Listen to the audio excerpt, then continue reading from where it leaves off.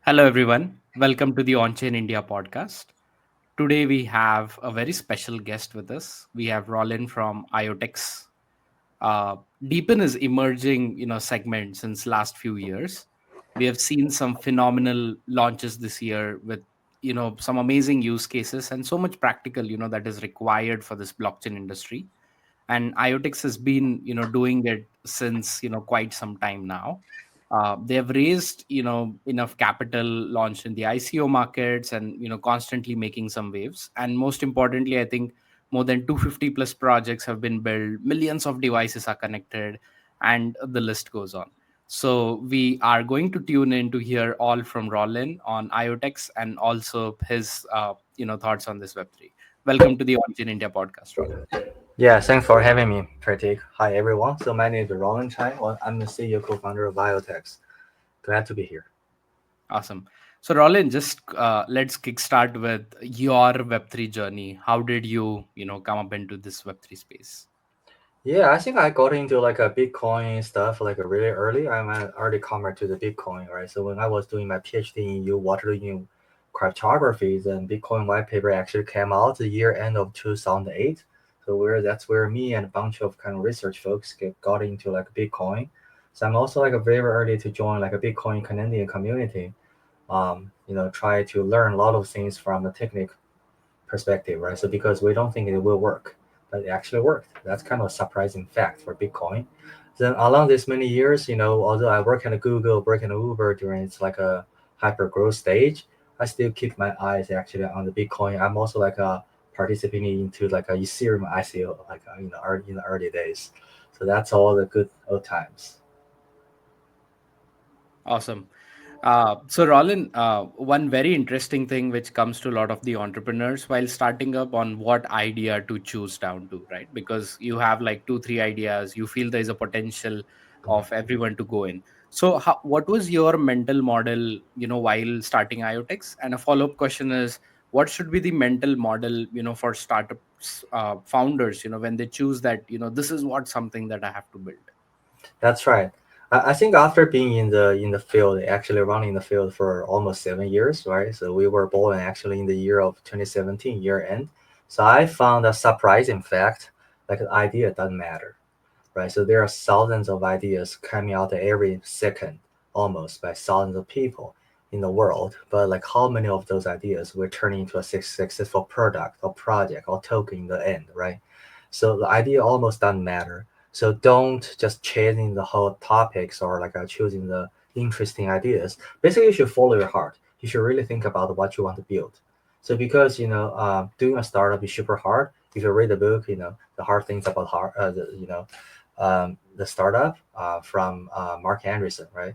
So it's basically true. So every day is like a struggle. If you don't work on something like you believe, you love, you have passion about, so it not gonna be successful.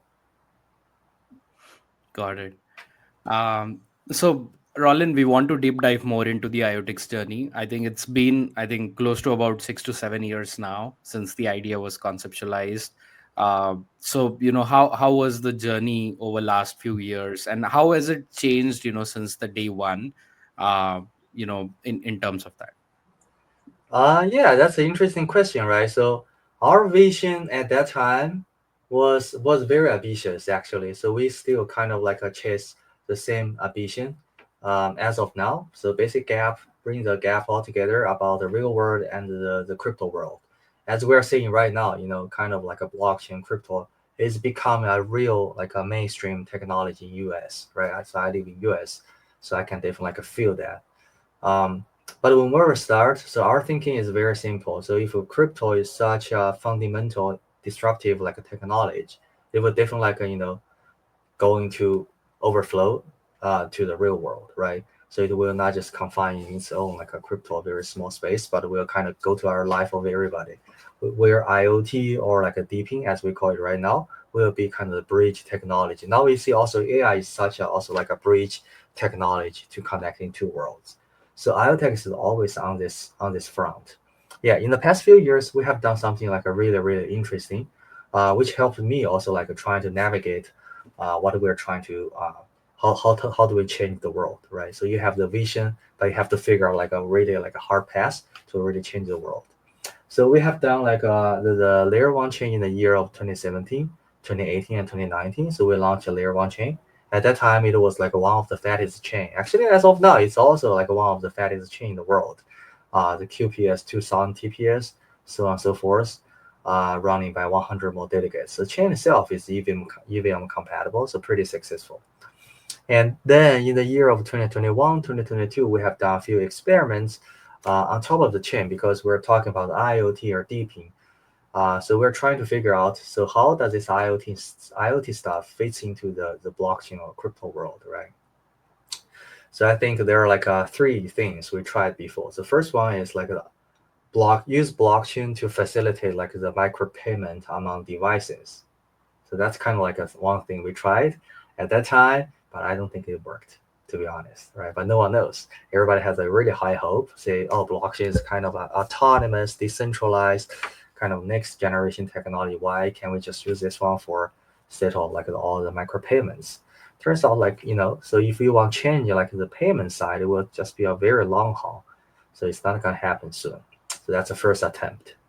The second attempt was around privacy. Privacy was really hot in the year of 2020, 2021-ish. People are thinking about, oh, we have blockchain, right? So we have this technology. If you own the private key, you own the assets, right? How about if you own your data at the same time? That's why we have done some products, actually smart home cameras, which is still kind of deploying in US market right now around this concept. But we found like the individual retail users, right? So they say they care about privacy, but actually they're not. So that's another like learning we got from this journey.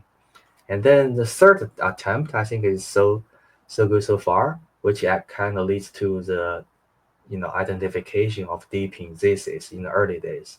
So basically, we have like a very small homemade sort of like the IoT tracker devices, has a bunch of sensor on this one, right? And we put this one on Kickstarter for hardware, basically. Then we just sold out like 2,000 within like 1 week or two, because we kind of like a promise some mining of the tokens or monetization of the data coming out of this IoT gadget. So this leads to the discovery of the deepin thesis, which we call like a machine fight at the very beginning, but later like a Masari focuses, oh, let's call it deepin, right? So this is a very nice abbreviation for the stuff. So we say, okay, let's call it deepin right now. So that's kind of like what we're doing right now. Got it. I think what you rightly mentioned, how the synonyms of that particular word has been changed over the past of 4 5 years, and in particularly in Deepin, I think last 2 years has been making some pretty amazing waves.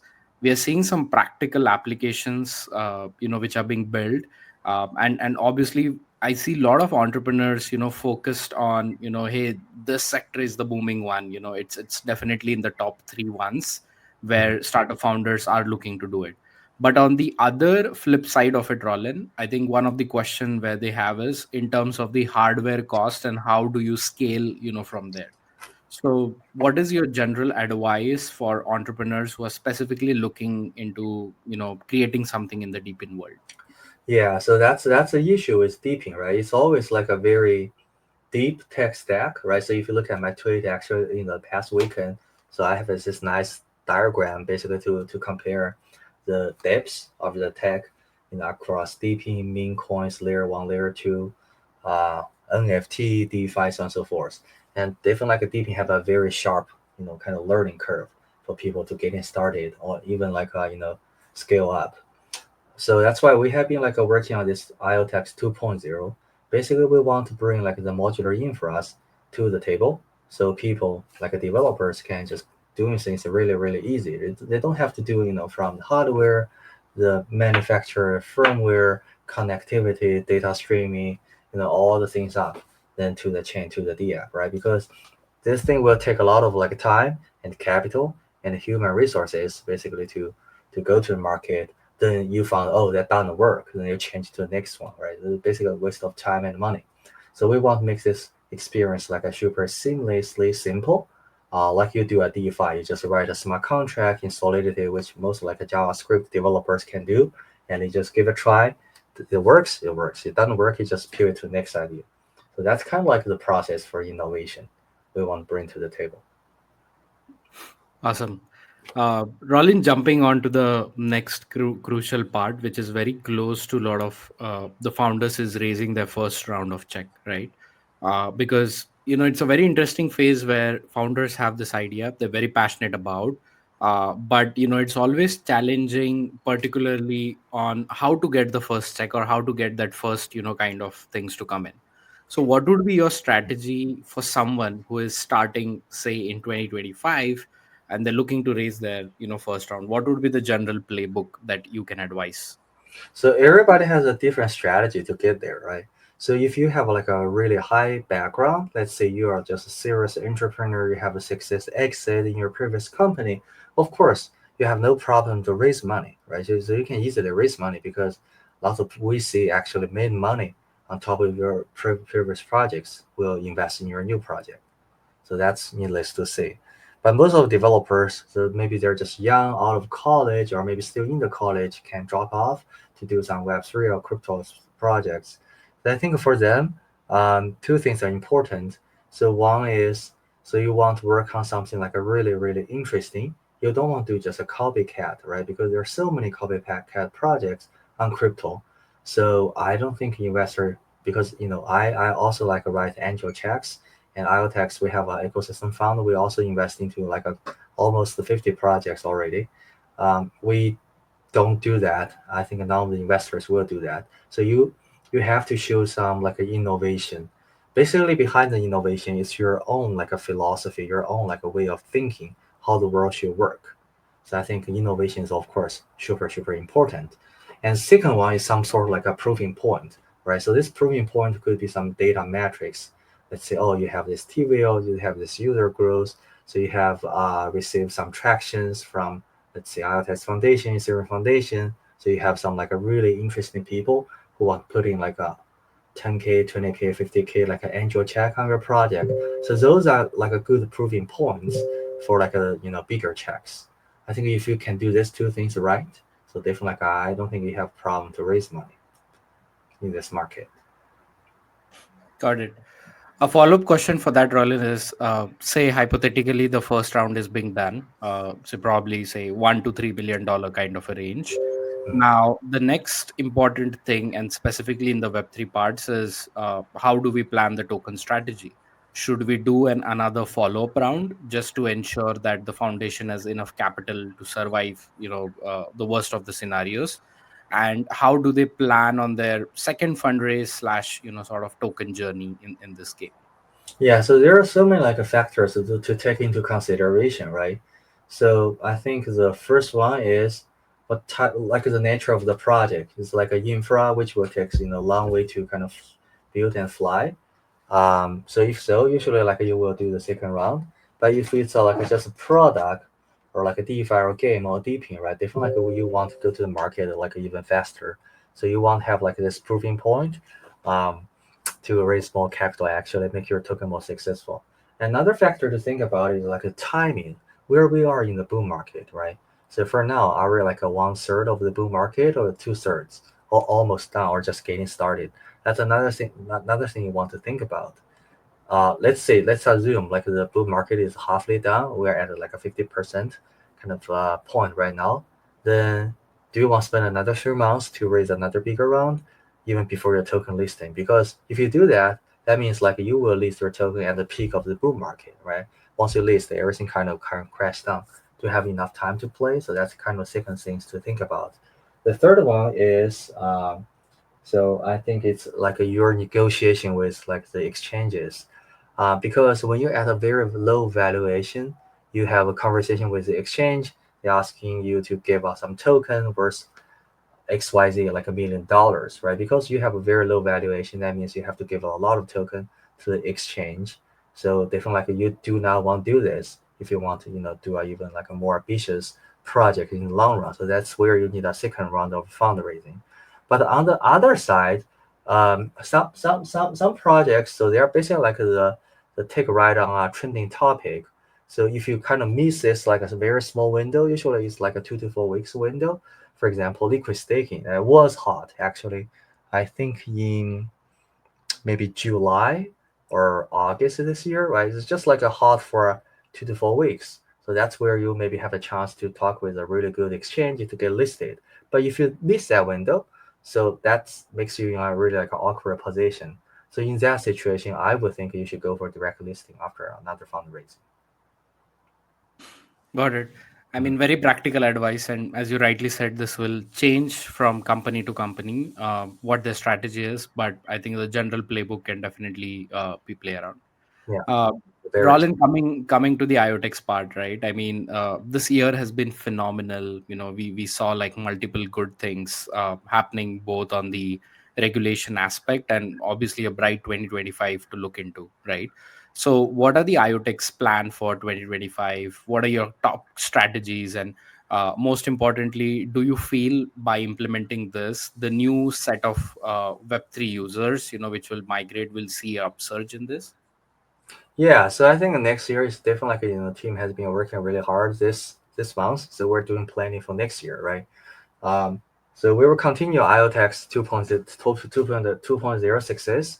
At the same time, so we'll definitely like consider more about like the AI play into the DePIN because we feel like a DePIN naturally provides verified data, verified utility, which will naturally fit into a lot of like a AI agents world.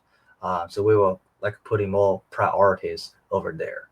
So that being said, so we will also launch like kind of like a 2.0 token economics, which includes how do we bring IoTeX into like a DAO structure, DAO and sub DAO structure. So then we'll have like a lot of like a deepin projects, so they can join with their device, so they can do their users can actually do mining IoTeX tokens under the like a sub DAO or subnet structure. At the same time, contribute like their verified data to like a single like a fusion or hub where the data gets fed into the AI and power some really, really interesting like a D apps.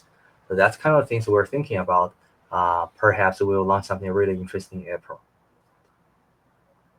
Awesome. Looking forward to see any new exciting things, which obviously takes in a lot of ease for developers and new folks to join in. Roland, one last question. What are your top? I know Deepin is obviously very close to your heart, but apart from Deepin, what are the other favorite topics or sectors that do you feel will really boom in 2025? And sub part to that question is, can you what are top 2 3 ideas that you feel haven't been implemented so far and has a bright scope in the next year to come? Yeah, I recently spent a lot of time actually reading like a AI related stuff, like a materials, papers, blog posts, so on and so forth. And I was amazed like how much work has been done in the past through 6 months in the AI field, right? So this is not talking about like a crypto AI agent meaning those stuff, but it's talking about like a real AI kind of innovation. Of course, like a large language model is already there, so they are doing like some minor improvement on top of like the ChatGPT 4, for example. But there are so many things actually using the large language model to construct like an AI agent which can do some real world tasks, projects, solving real world problems. I feel like that area is like fastly like growing in the past 3 to 6 months. So that's where I spend some time kind of looking into. I do feel like so this will have like a lot of to dos with cryptocurrency because cryptocurrency is not invented for people to use, right? It's really hard to use as a human being. You have to like install the wallet, do all the kind of perks here. But it's used like a designed for machine to use, right? So we already see some AI agent. So they have wallet, they can do whatever they want, maybe buy the data, maybe pay for some services, maybe pay for like a API calls, for example, right? Then that means so they're like the glues to bring together the AI agents with other AI agents and even with some APIs or some external like services all together, right? If we can do this, so there will be like a kind of fusion of like intelligence from the machine side, which will make something like a really amazing. So that's kind of something I'm thinking about. Awesome. Thanks, Roland, for giving these ideas, and definitely we'll see any of the entrepreneurs pick this up and will send your way. But I Okay. appreciate your time, Roland. Thanks for coming to the Onchain India podcast. It was a very practical conversation. And we hope a lot of developers and founders get inspired through this, and we see some success stories, coming in. And we also wish IoTeX, best of the journeys for 2025, and hopefully this will be the biggest year to come along. It will. Thank you so much. Thanks for having me. Sure.